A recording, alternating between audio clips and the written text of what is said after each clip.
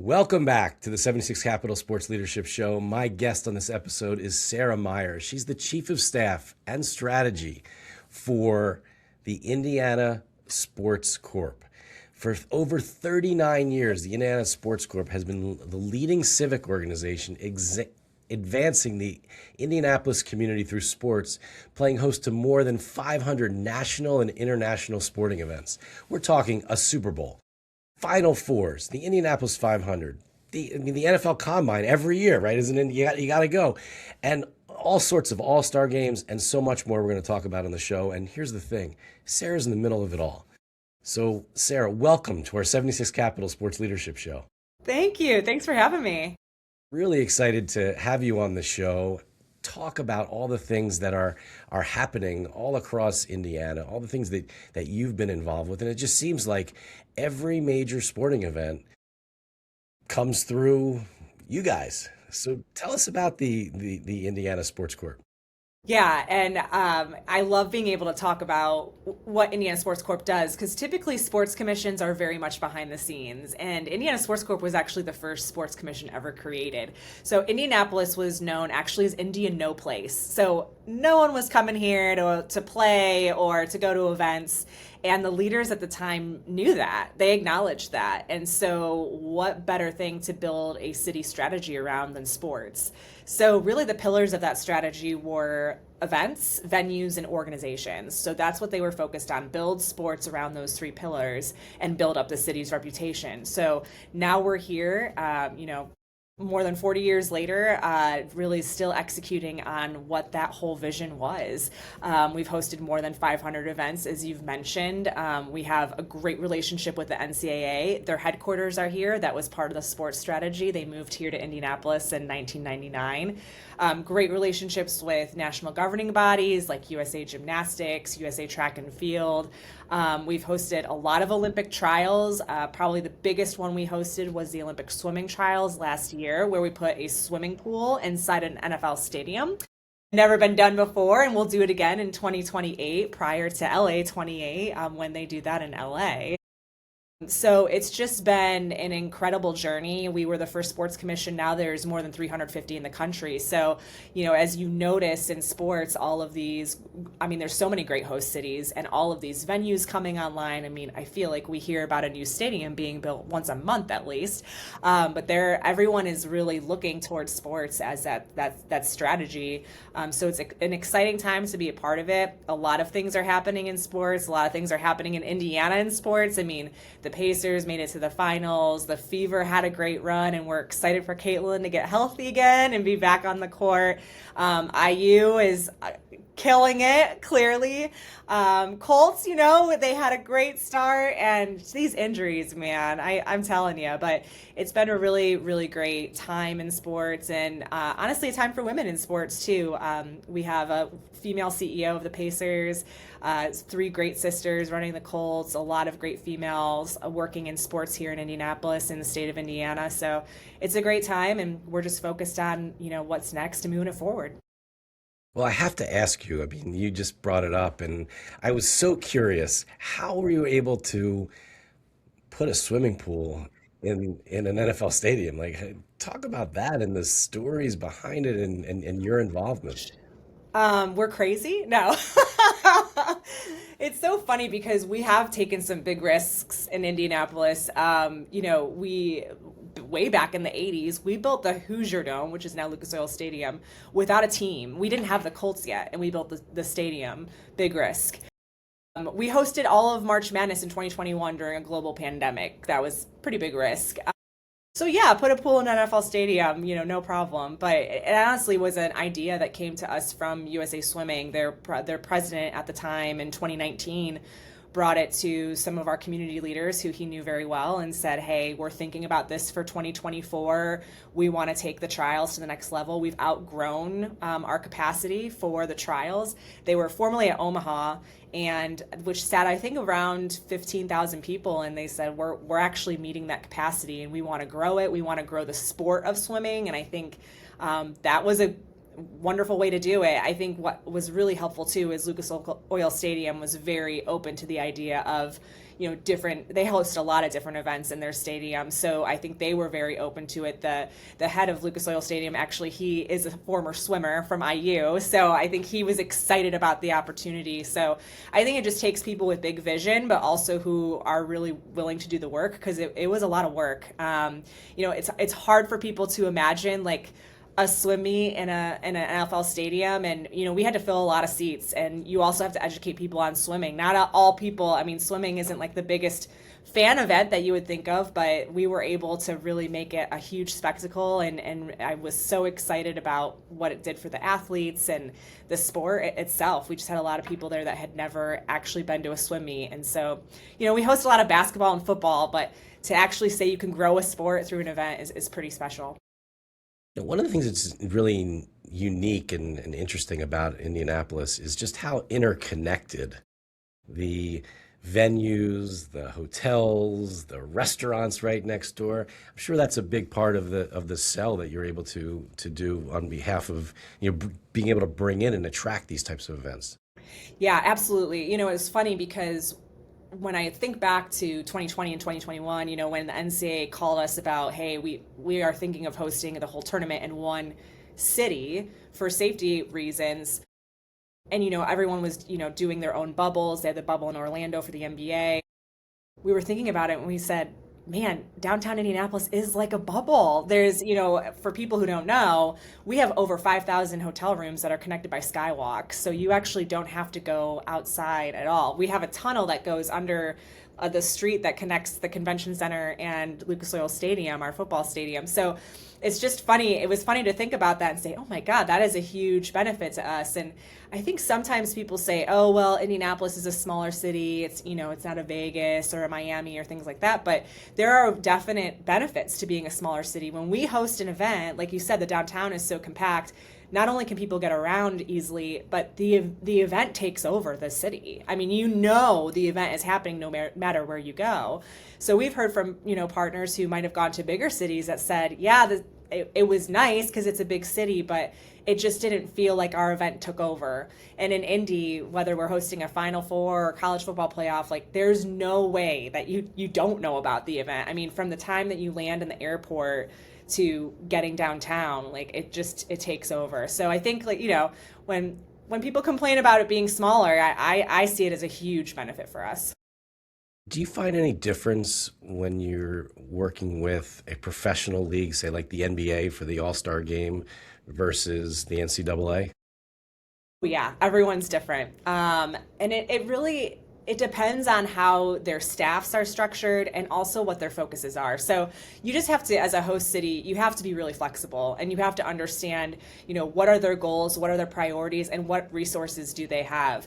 With USA Swimming and planning the trials, I mean, I have a call with them tomorrow to start talking about all of the planning and when we're putting tickets on sale and everything.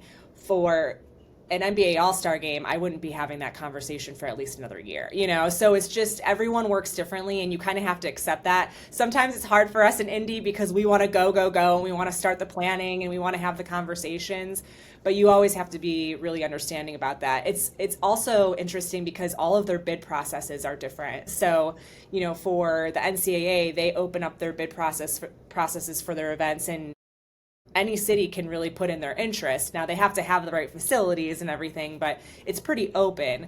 Whereas the NFL, you really have to work on those relationships and they really have to invite you to bid on things like a Super Bowl or a draft or things like that. They all work differently, and that's where the relationship building really comes into play. And again, being flexible and learning how to kind of go with the flow. Absolutely. I mean, one of the things it's we haven't touched on yet is the Indianapolis 500, right? I mean, so many cities, so many different states now are talking about having some kind of a car race. Yeah. But like the Indy 500 is the Indy 500. I mean, it is. I had never been, I'm from Cleveland originally, and so I moved here to go to college, and I had at never Butler, been. right? Yeah, went to Butler University, go Dogs. So I had never been, and I didn't get it. I was like, there's cars driving in circles, people. What are we doing here? But when you actually go to the Indianapolis Motor Speedway and experience it for yourself, it is just unbelievable. And then to obviously acknowledge that this many people come to a sporting event in one day is just wild to see in person. The Indy 500 has been going on for almost 110 years. So it's been amazing to see the growth and how it's evolved and all the fans. I mean, you have people who are camping out all week to people who, that's their corporate event. That's how they host, their corporate partners. It's just wild, and I think everyone should check it out at some point. But it'll be hard to beat as far as the largest spectacle in racing, that's for sure. And the milk at the end, right? Oh yeah. Oh, huge part of it. Yeah, I mean, it's are you so involved cool. with choosing what kind of milk? It's usually probably based on a sponsor. No, I think like that's the other just awesome thing about it is there's so many traditions throughout the production, and then just how much, I mean, if you come to Indianapolis in May, like the race is happening. Like everyone says this is May, or oh, it's May in Indy. Like everyone knows, because I mean people have flags on their porches. They're just celebrating it all month. It's just such a great place to be. I had the pleasure of being on a panel at an event in Miami a few months ago with Jeff, your vice president of innovation, Yeah. and it was really great to hear his point of view on how Indiana and Indianapolis and just trying to be innovative and really thinking about entrepreneurs and being able to really move and transform the sports industry. How has that been kind of adding to the list of all the things that you now do? What are some of the things that happen there?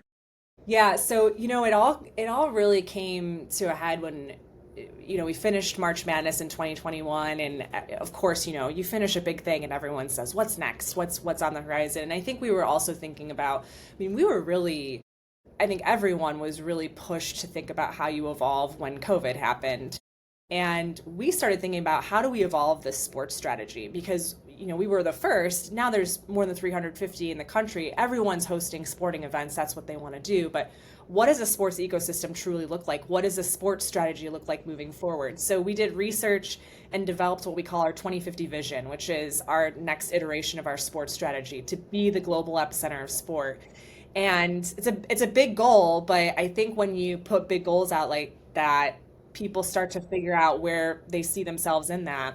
And so sports tech is a pillar of that vision. I mean, we know that sports tech is a booming business, and people always ask, so what does sports tech really mean? And it's broad. It's broad. It could be anything from technology that helps you manage NIL to technology that you can put on your watch that can be a tracker for any kind of watch that you want. I mean, it's been wild to learn so many parts of the sports tech business, but it is a booming business.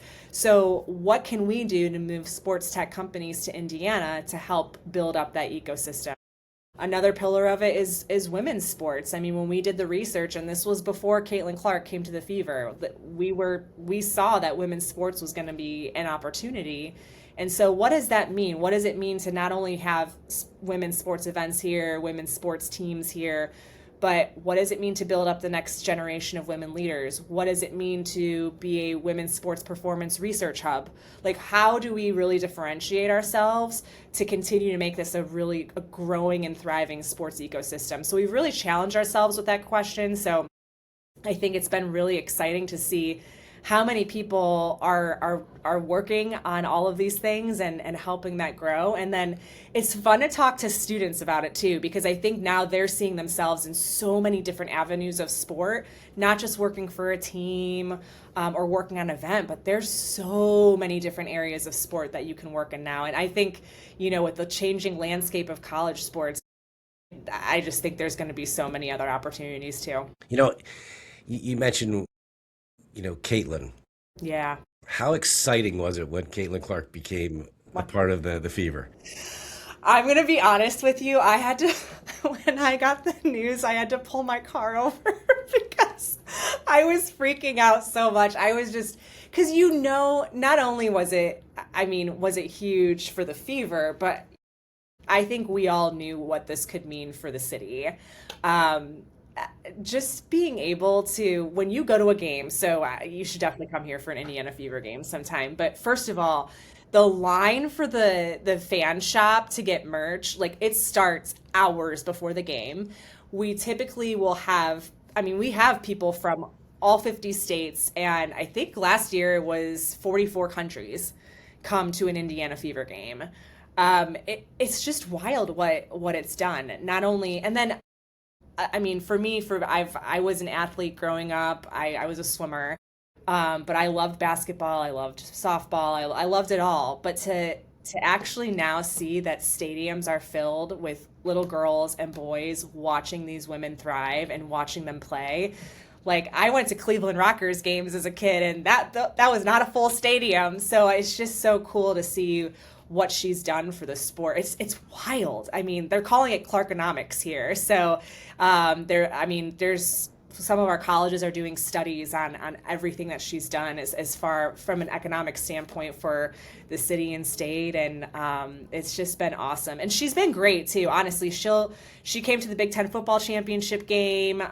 She like goes to Butler games. She's just really supportive of the community, and I think she likes it here too. I mean, I was obviously Midwest, and I think she's really found a home here. So it's been great for the city, but also just great to see how it's transformed women's sports. It really is amazing. And the one thing you said it, she shows up. Yeah. And that just means so much. Yeah. And can you imagine being her age and just all of that attention on her? It's a lot. I mean, when she'll speak on panels or have like speaking engagements, I'm just in awe that she handles herself so well, because it's a lot of pressure. There's just so many eyes on her from around the world, and she really manages it really well. And it's been great to see how the city has just grown because of what she's been able to do too. I mean, we're building a Fever practice facility right across the street from our field house.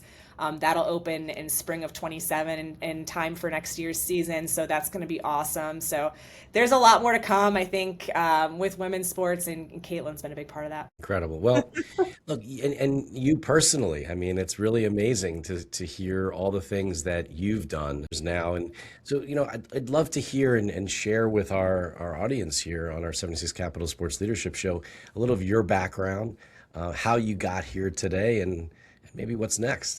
Yeah. So I grew up in Cleveland, went to Butler University, which was right outside of Indianapolis. Wasn't sure what I wanted to do, but I loved journalism and thought I might want to be on TV, working behind the scenes. So I did media production. So I was the camera girl for Butler basketball games, football games, and then I got a job at the Indianapolis Indians, which is our AAA team, doing the rooftop camera. So all the fly balls were caught on camera by yours truly. But it was a great entry point into learning more about the city. Kind of quickly decided I don't want to be behind a camera. I want to be with people. I want to be helping put on the event. So I did an internship with the Pacers in their group sales department. I worked for a radio station. So before Sports Corp, I worked for a weekly newspaper, so that will age me. And I was doing marketing and promotions, and really it was covering everything that was happening in the city. So I got to know Indianapolis a lot better that way. And while I was doing that, I started volunteering for Indiana Sports Corp. So started, saw how many volunteer opportunities they had for all the sporting events that they were hosting.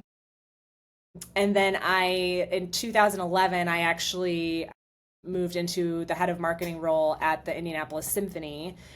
So I have a music background as well as a sports background. So, and really honestly wanted to challenge myself with marketing 200 concerts a year.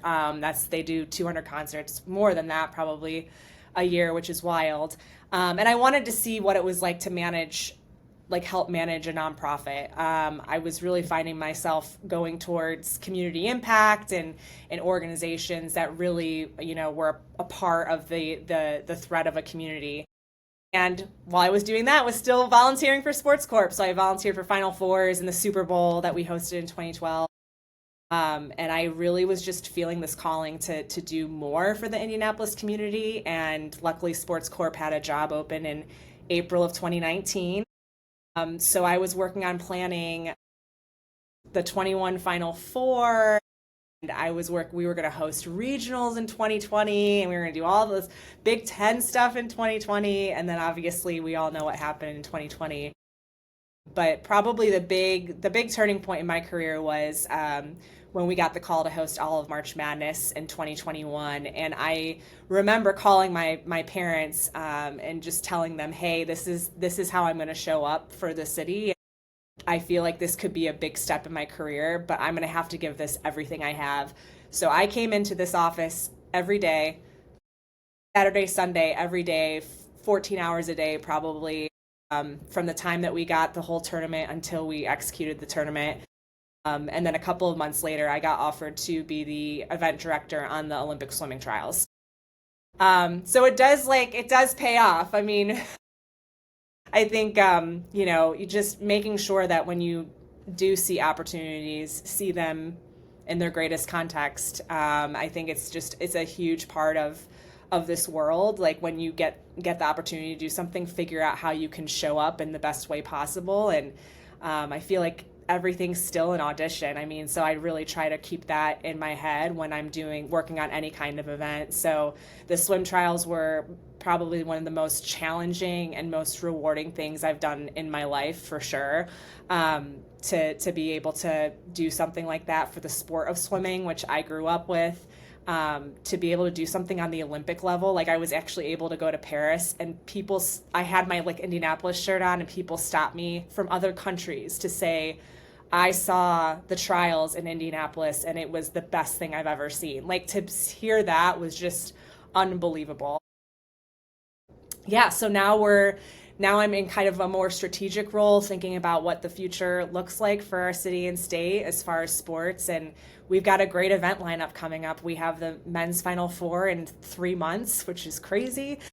And then we have the women's Final Four in 2028, another men's Final Four in 2029.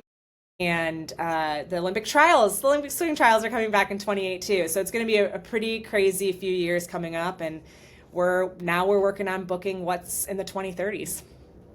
Incredible. I mean, you've had an amazing career. Thank you. Already. And I know there's so much more to come, but I have to ask you, you talked about 14-hour days, but like, what's a day in the life, of Sarah Myer or maybe going back to even the bubble, right? I mean, for the NCAA tournament, like, what was that like? It was wild. I think, I talked about flexibility, and I think that's a big part of this job. I mean, every day is different because you're working on events that are 3 months away and 3 years away. It's really about checking in with yourself every single day and what are my priorities. Let's be honest, I'm not going to get this done, but I can get these things done. I think time management is so crucial, and it's really hard. There's now with Zoom and being able to have virtual meetings, it can get very busy. So I think, being honest with yourself and building the right team about what your priorities should be and what you should be focused on. And I think that's a huge part of it. So yeah, I mean, my day today included talking to you. We have meetings about, like I said, the swim trials coming up in 2028. We talked to the NCAA this morning about Final Four stuff. And then, just working on other things like, some of the boring things like our, board management and things like that. But we are a nonprofit organization. So honestly, a big discussion we're having is just fundraising. And I had a call this morning just about other stadiums that are coming online and what that's looking like too, because the competition it's crazy. There's a lot of cities out there who are doing a lot, trying to do a lot of the things that we've done for a long time here in Indy. But it keeps us on our toes though. I mean, I think people are always like, oh, there's all these other cities, but it's a huge motivator for me. And I think a lot of our staff is pretty competitive. So I think that helps a lot because it just keeps you going and keeps you focused on trying to just really go above and beyond. Is there? You said it was being a swimmer. The Olympic trials were something that was really special. But is there an event that you just love to put on? Like, is there like that you're most excited about, or is it they're all just really special in different ways? They're all special in different ways. I will say, I mean, I don't, the Olympic trials was amazing. Um, March Madness in 2021, I remember walking outside. I tried to really, I knew that this would never happen again. So, well, hopefully.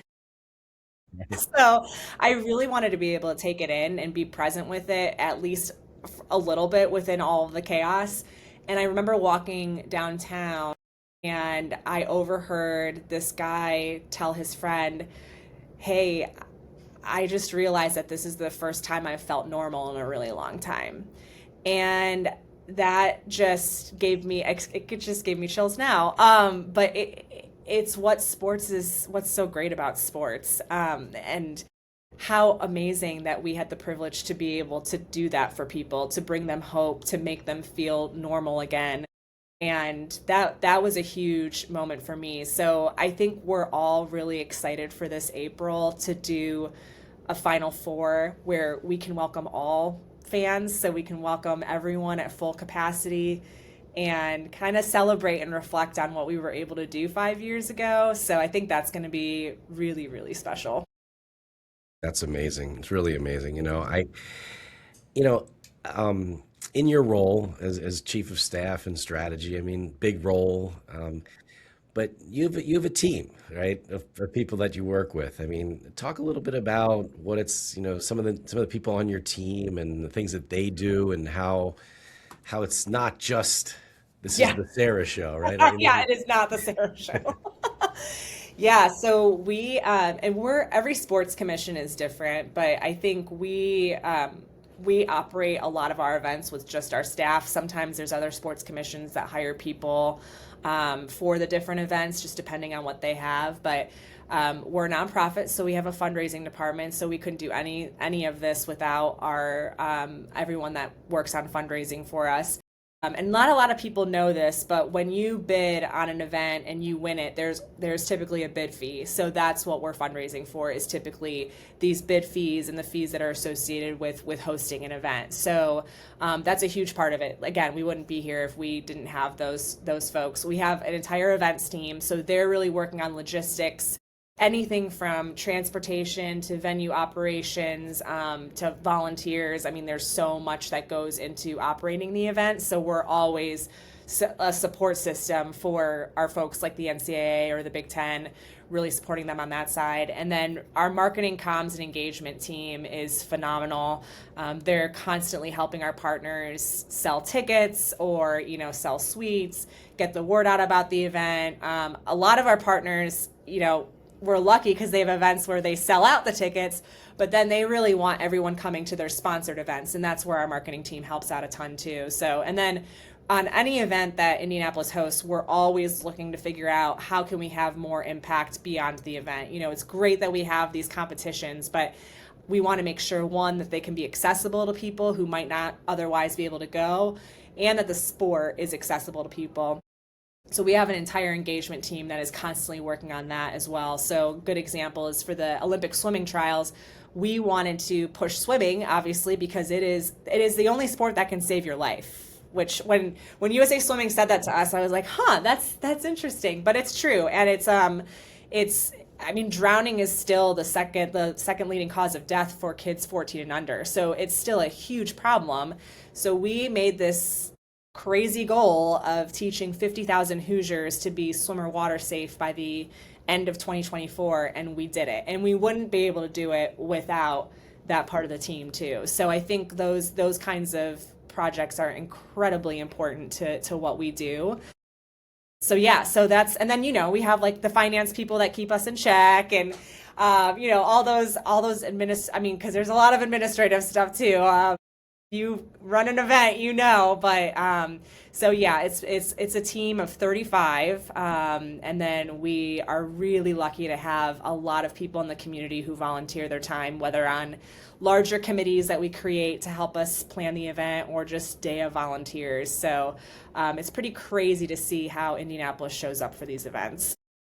Well, as we start to wind down this episode of our 76 Capital Sports Leadership Show, it's been amazing having Sarah Myer, the Chief of Staff and Strategy at the Indiana Sports Corp, on the show.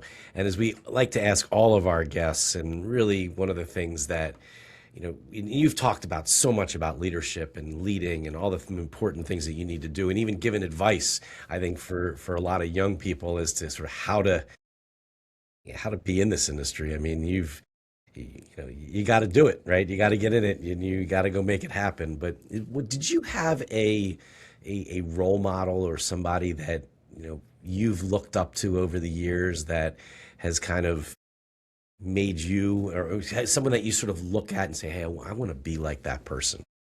Oh my gosh, I think I've been lucky to have a lot along the way, but I will say most recently I've been really, really blessed to have Mel Raines, the CEO of Pacers Sports Entertainment, and Julie Rolash, who was the commissioner of the Horizon League, now moved over to Pacers Sports Entertainment, Mel Stoller. They have been incredible. And I say Mel because I've really been thinking about how the things that we don't do just because we don't know if we're able to do them. We question our abilities, and then, what would happen if we just pushed ourselves into it? And she managed the renovation of Gamebridge Fieldhouse, which was a $400 million renovation. And I remember asking her, this must have been like 6 months ago, I asked her, so did you ever manage the construction or renovation of a building? And she said, Sarah, never before. And so that gave me the courage that, like, well, dang, like, she renovated the building, then she became CEO. Like, maybe I shouldn't be so fearful of trying new things or putting myself out there. So I know that sounds crazy to say when you've heard my story and I did everything with swimming trials, but I think everyone can relate that there's still that little sense of fear of, am I good enough? Do I think I could do this job? And I think her mentorship and just her story, and just now she's one of very few female CEOs of an NBA team. I think it's just incredible. So very lucky to have people right here in Indianapolis that I can go to and look to for advice and just watch do their thing. Sarah, again, thank you so much for joining us on this show, and I can't wait to see you at the Final Four. Yes. And hopefully many other events in Indianapolis. It's been amazing. Keep up the great work. Awesome. Thank you so much. On behalf of the entire 76 Capital team, thank you for joining us for this edition of our Sports Leadership Show. Please remember to subscribe to our show on your favorite podcast network or on the 76 Capital website. You can also explore the hundreds of episodes we've produced over the past several years on those same networks. And as always, go out there and make it happen.